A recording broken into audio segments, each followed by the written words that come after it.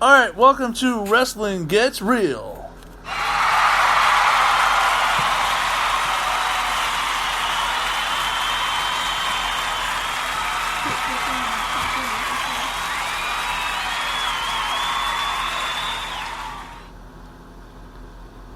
Okay, I am your host, Brandon Patterson. I am here live with my sister, one of the biggest wrestling fans in the world, other than me. And we're going to ask her some questions today. So, what is your thoughts on the NXT versus AEW Wednesday Night War?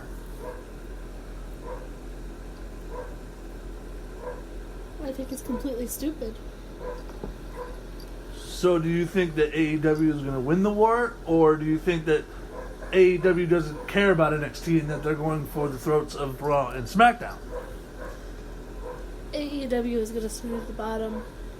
They're going to start with the weakest link and work their way up. Okay. Well, I don't know if you're aware of this, but last week AEW actually outdid SmackDown in ratings.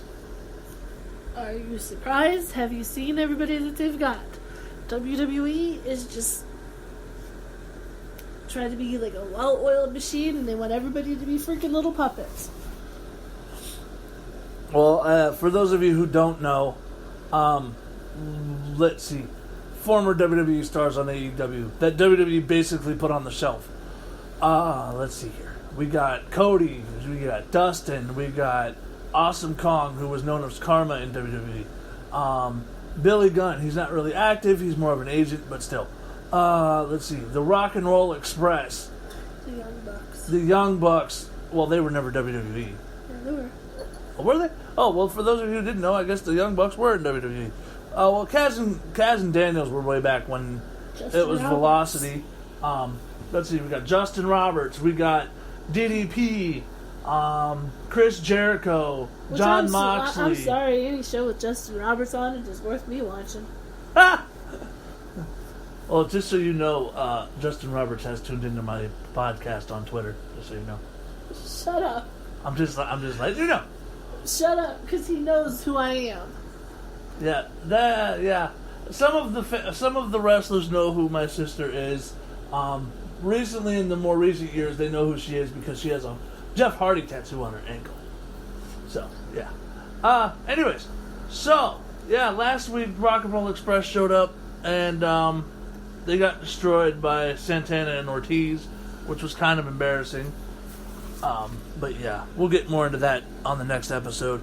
So what do you think about this picture of Randy Orton posting in front of a picture that says Elite Level with the caption TikTok, TikTok?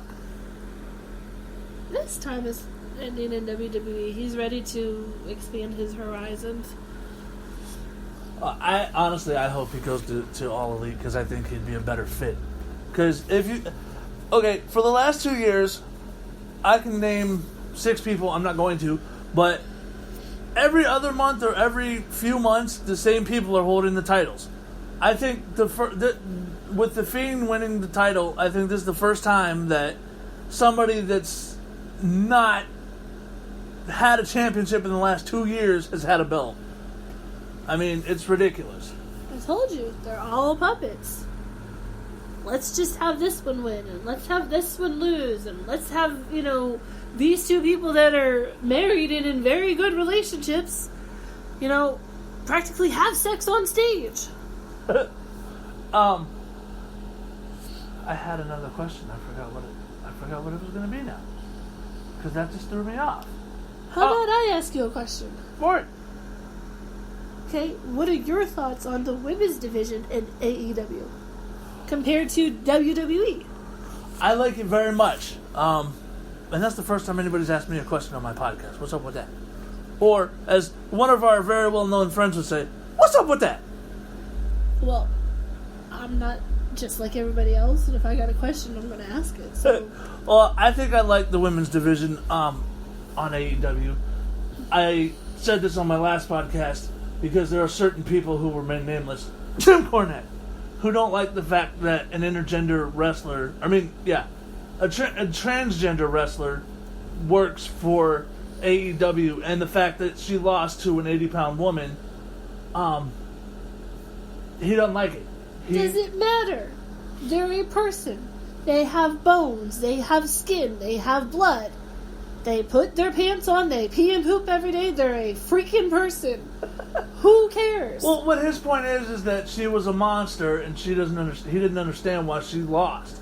Well, it's because if you bring somebody out who's a monster and they're the first champion ever, then everybody's gonna be like, "Oh, well, she just won because she's a big person." That's just like when Big Show won his WWF title. Everybody knew it was gonna happen. He was the biggest dude there at the time, other than Kane and The Undertaker. I think they should have intergender tag team titles. Oh. I think they should have, like, when China wrestled, have a woman fight a man. Oh yeah, that's... You know? Well, not AEW, but Impact Wrestling is doing that. Tessa Blanchard's actually going to be fighting for the Impact World title. But have a man and a woman be a tag team and have them go up against another man and woman and win a tag team title. Some people, that may be the only title they get to win. I think that would be a good idea. But now you know if somebody comes up with that idea where it came from first. But anyways... Well, that ain't going to come from the Puppet Master. What else was I going to... Oh!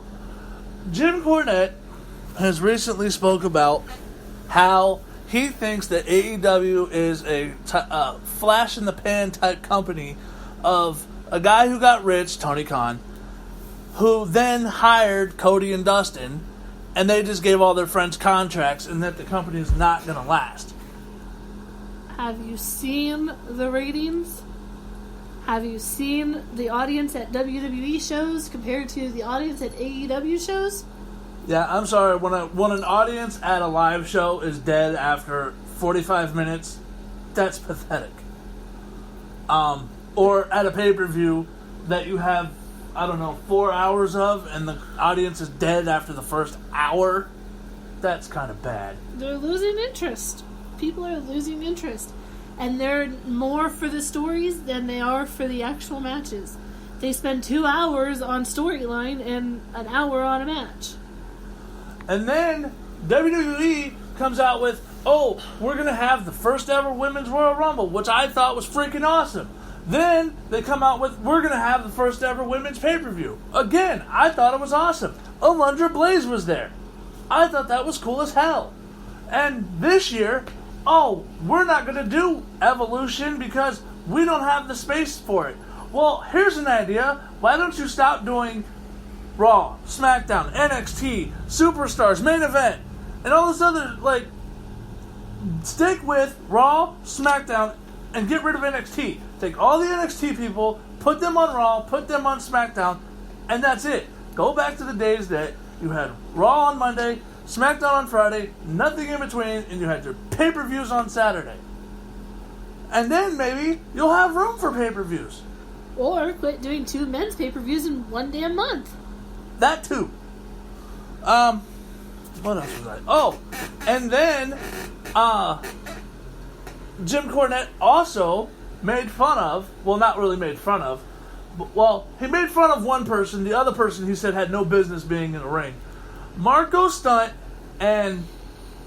which is the really, really tiny guy from Jurassic Express, or what, Jurassic, I forget what the hell it's called, but he's with Jungle Boy and Luchasaurus on AEW, okay? He said that he has no business in a ring, and then he said the legless guy that was at the first ever AEW pay-per-view. And how much really in-ring experience does Jim Cornette have?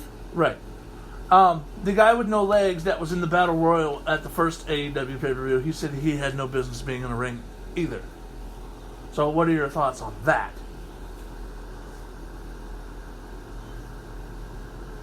Again, where does he get saying who has business being in a ring?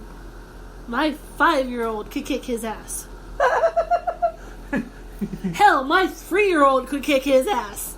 Yeah, this is true. Hell, my fiance who doesn't even like wrestling very much because she's not as into wrestling as me and my sister. She can put me in it, and I've been wrestling for over 10 years, 14 years now, because I've been wrestling since I was 15. I'm 29 now, so yeah, 14 years now. And she, out of nowhere, we were just messing around, horsing around out in the living room, and she bit me up into a pretzel and put me in a submission hold that I've never seen before. Well, my 3-year-old put, I believe it was my 5-year-old, in a headlock, and she started turning blue. Oh, shit. But, yeah. So, Jim Cornette, obviously, he's probably not going to hear this because he blocked me on Twitter because I called him out for dissing women wrestlers. Because somebody who I like very much on Impact Wrestling by the name of Jordan Grace, who's the daughter of Scott Steiner, I don't know if that's a storyline or if that's real, but I've heard she's the daughter of Scott Steiner. He dissed her on Twitter, and I jumped down his throat for it. And he also dissed the Juggalos, which is a fan base that I'm a part of, so I took it personal. And when I said something to him on Twitter, he blocked me. So there. I think there needs to be more women matches. When you have a 3-4 hour show, put 2 matches or 3 matches that are women matches. You know, have a women's steel cage match. Have a women's TLC match. You know, give them that chance because there's some women that can kick some ass in those matches. Oh, and here's another idea. If you're going to name a pay-per-view by a match, have it be about that match. You got Elimination Chamber, and they do, 3 Elimination Chamber matches, and that's it? You got Money in the Bank. Here's an idea. Do a Money in the Bank match for the Raw title, the SmackDown title, 1 match for the tag titles, 1 match for the women's belts, 1 match for the men's tag team titles, 1 for the women's tag team titles, and then 1 for each of the singles belts. There's a Money in the Bank pay-per-view for you. Or, like in the Elimination Chamber one, have 2 Elimination Chamber matches, and then have a no-holds-barred match, or a street fight. You know, bring back a street fight match, where they're actually out in the parking lot, throwing each other into the cars, you know, beating each other half to death in the parking lot. Make it entertainment again. Yeah, and if you're going to have a belt that's supposed to be 24/7, make it serious. Don't have, people that are way past the time that they should be wrestling coming out and winning the title, or people winning the title off camera, or, no offense to Maria, but a pregnant woman pinning her husband. Like, seriously? Yeah, I love the whole thought of the 24/7 title because I thought it was going to be more interesting. But you've got R-Truth who's won the title, 47 times. That's not a real number, but you get the point. And I don't know. I just think it's dumb. Because they don't know what to do with R-Truth. R-Truth is an awesome wrestler.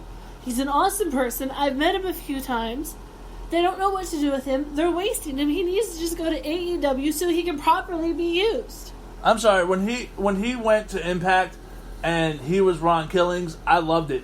When he was back in the WWF and he was K-Quick and he used to come out with Road Dogg, I loved it. But now, ever since the whole Little Jimmy storyline, they've lost him. Like, they've buried him, basically. Yeah. Let me think. What other topics do I need to cover fast? 4 weeks in a row, AEW has done better ratings than NXT. Triple H is talking about cutting off the pipeline between NXT and Raw and SmackDown because they're tired of Raw and SmackDown taking their superstars. So I don't know how that's going to work out. And honestly, I think now... Oh, and another name I forgot to mention. Jake Hager, a.k.a. Jack Swagger, formerly of WWE, also joined AEW.